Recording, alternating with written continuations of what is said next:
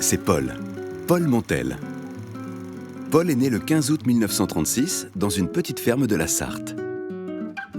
Le même jour, le 15 août 36 donc, un autre bébé va lui voler la vedette. L'ONIB, l'Office national interprofessionnel du blé. Paul ne le sait pas encore, mais ce petit nouveau va influer sur son avenir à lui et sur toute l'histoire de l'intervention publique Made in France. En attendant, pour ses parents, c'est la deuxième bonne nouvelle de la journée. C'est un véritable soulagement pour la famille Montel, comme la plupart des paysans de France, parce que depuis plusieurs années, les prix du blé n'ont cessé de se dégrader, passant d'une moyenne de 120 à 130 francs pendant les années 20 et au début des années 30 à 80 et même 50 francs en 1935. La mission de l'ONIB, c'est de mettre de l'ordre dans tout ça et surtout de fixer un prix du blé, 140 francs très exactement, une petite révolution pour la famille de Paul. C'est la première fois qu'on fait émerger une politique d'intervention sur les prix et la fixation des prix. L'ONIB, c'est aussi un fonctionnement original, une première même, une organisation bicéphale. L'originalité de cet office, c'est de réunir les producteurs et l'État pour parvenir à un prix qui soit bénéfique à l'ensemble de la collectivité nationale.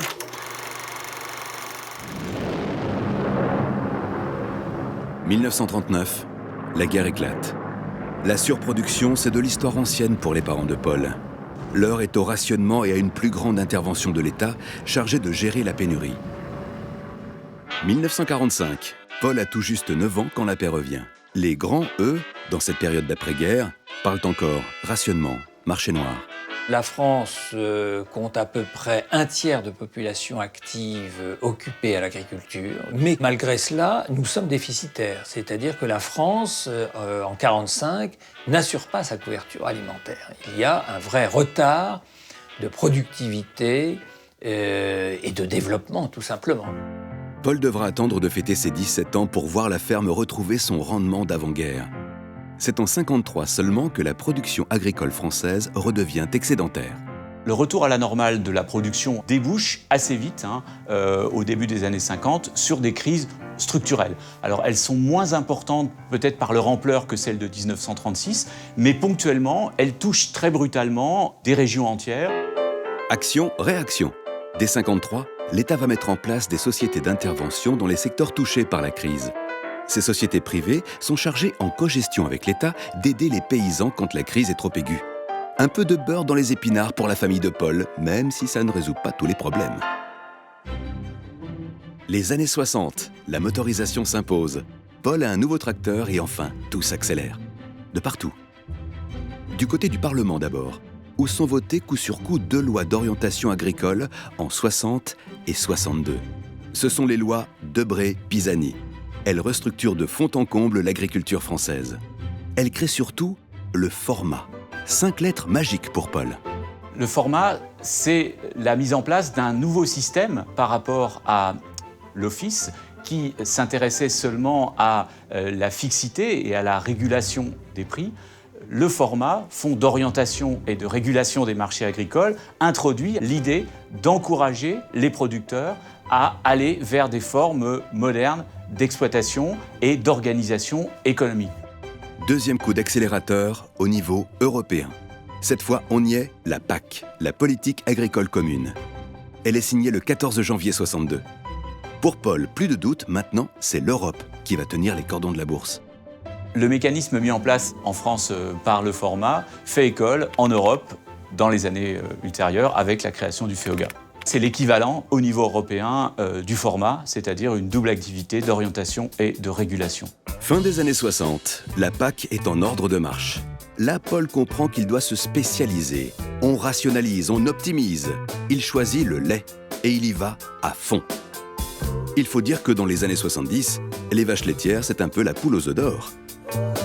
Paul peut produire du lait, toujours plus de lait, encore plus de lait.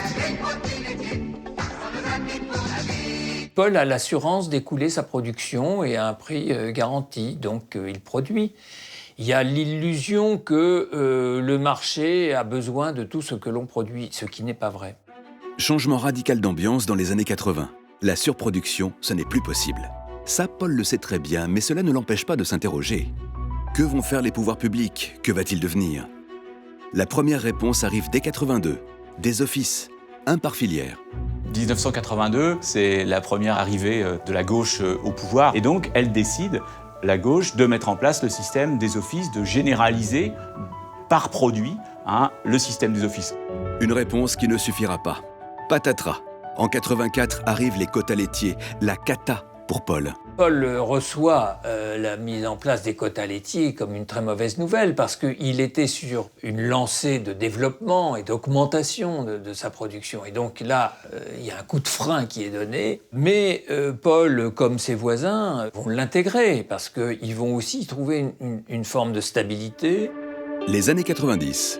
Paul vit au rythme des réformes de la PAC. En 92 d'abord, puis 99. Mais 92 surtout, c'est énorme. Un coup de tonnerre pour le monde agricole. Les prix garantis, c'est fini. Ils sont remplacés par des aides directes. Il y a eu, d'une part, la nécessité pour l'Europe de trouver un autre mode de soutien à l'agriculture qui ne fasse pas exploser le budget tout en maintenant le revenu des agriculteurs. Et deuxièmement, l'injonction de l'OMC d'arrêter de soutenir les prix pour pouvoir accéder au marché. Les années 2000, Paul se fait vieux, mais il n'est pas encore gâteux. Il comprend très bien ce qu'il se passe. La libéralisation des marchés est en cours et l'intervention publique doit être repensée.